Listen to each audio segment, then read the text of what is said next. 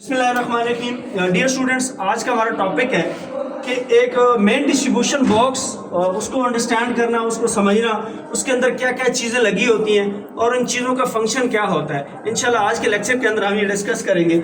आपके सामने जनाब ये एक जो है ना मेन डिस्ट्रीब्यूशन बॉक्स है, ठीक है, और इसके अंदर जो है ना 3 फेज वायरिंग की गई है, ठीक है जी। हैवी वायरिंग की गई, 3 फेज वायरिंग की गई है। इसके जब हम फायर पैनल बोर्ड के ऊपर इसको देखते हैं तो हमें जो है 3 इंडिकेशन लाइट्स मिलती हैं जो हमें बताती है कि हमारे तीनों फेजेज जो है ना वो अवेलेबल है, ठीक है जी। साथ ही हमें जो है ना एक सिलेक्टर स्विच मिलता है जो हमें फेज टू फेज वोल्टेज भी शो करवाएगा, मेजर करवाएगा, और फेज टू न्यूट्रल वोल्टेज भी जो है ना वो हमें बताएगा। अभी ये आप देख सकते हैं कि ब्लू और रेड, ठीक है, BR, ब्लू और रेड के जो दोनों फेज हैं उनके दरम्यान में जो पोटेंशियल डिफरेंस आ रहा है, जो वोल्टेज आ रहे हैं, जो प्रेशर आ रहा है, वो आपको यहाँ पे जो है ना वो ये मेजर करके बता रहे हैं 420 या 416 समथिंग इस तरह करके।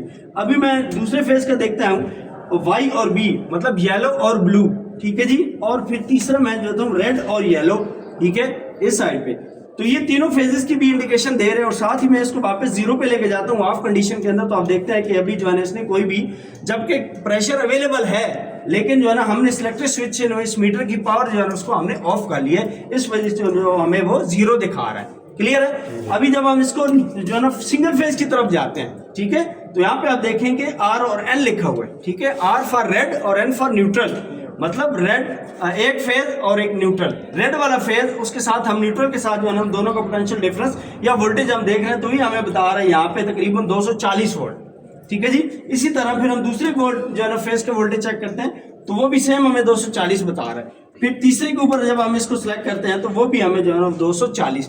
बात करने का मकसद ये है कि सिलेक्टर स्विच आप इस्तेमाल करेंगे जब एक आप मीटर लगाएंगे।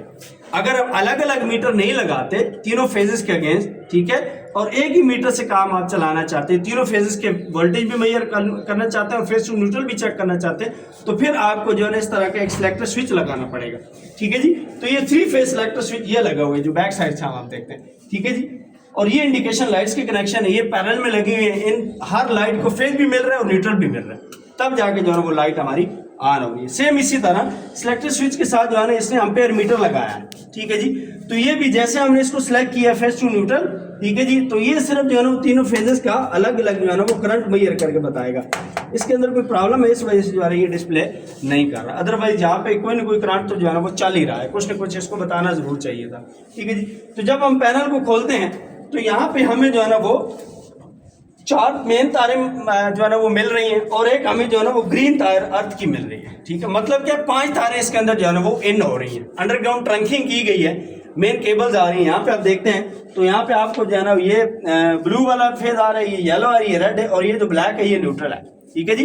तो ये मोल्डेड के सर्किट ब्रेकर लगाया गया है, मर्लिन जैरन कंपनी का है, ठीक है जी। 400 एम्पेयर रेटिंग कैपेसिटी है इसकी, ठीक है जी, 400 एम्पेयर, ठीक है जी। यहाँ पे आप देखते हैं कि इसने ये मेंशन किया न्यूट्रल की साइड को, ठीक है। तो अगर आप इसको थोड़ा सा गौर करें, ठीक है, तो न्यूट्रल को बिल्कुल उसने सेपरेट किया, ठीक है जी, और तीनों फेजेस का उसने जो है ना वो एक ही असेंबली के अंदर उसने चारों को जो है ना वो यकजा कर दिया। क्लियर है। तो यहाँ पे आप देखिए ऊपर अगर देखते हैं तो यहाँ पे हमें जो है ना उस कैपर की स्ट्रिप्स मिलती हैं, ठीक है, उनको एलन नट के जरिए जो है ना वो टाइट किया गया है। और जब हम आगे स्ट्रिप से थोड़ा सा आगे जाते हैं तो हमें करंट ट्रांसफार्मर जो है ना वो नजर आते हैं। करंट ट्रांसफार्मर का क्या काम होता है कि जो करंट जो है ना वो इस फेज के अकॉर्डिंगली जो गहरा होगा, ठीक है, क्योंकि हैवी करंट होता है, ठीक है, उसको कम करके ये करंट ट्रांसफार्मर जो हमें जो है ना वो पैनल मीटर के ऊपर शो करवाते हैं, ठीक है, इनका मकसद ये होता है। आगे फिर आप देखते हैं तो आपको कॉपर की जो है ना वो स्ट्रिप्स नजर आती है, इनको हम कहते हैं बस बार, जो आपको जो है ना वो हॉरिजॉन्टल जो है ना वो लाइन में 4 बस बारें नजर आ रही हैं, ठीक है जी। 3 बस बार नजर आ रही है और न्यूट्रल की स्ट्रिप जो है ना वो नीचे है, जो है जैसे राइट साइड पे आपकी अर्थिंग की स्ट्रिप है और लेफ्ट साइड पे जो है ना वो न्यूट्रल की स्ट्रिप नजर आ रही है। ऊपर 3 फेजेस की स्ट्रिप जो है ना वो बड़ी बड़ी स्ट्रिप आपको सामने नजर आ रही है। तो यहाँ से जो है ना फर्दर डिस्ट्रीब्यूशन की गई है।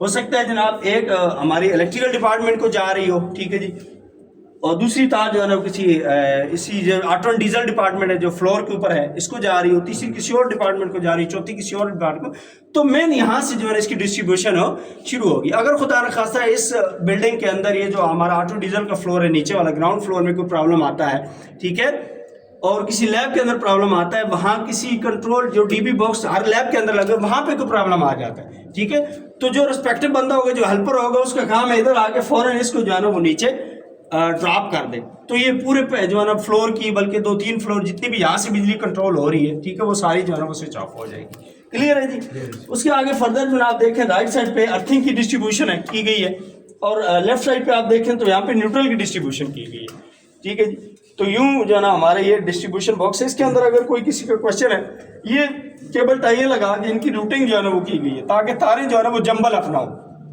उनकी रूटिंग अलग अलग हो, समझने में आसानी हो, मेंटेनेंस आसानी हो, ठीक है, काम करने में आसानी हो, जगह ज़्यादा ना घेरे।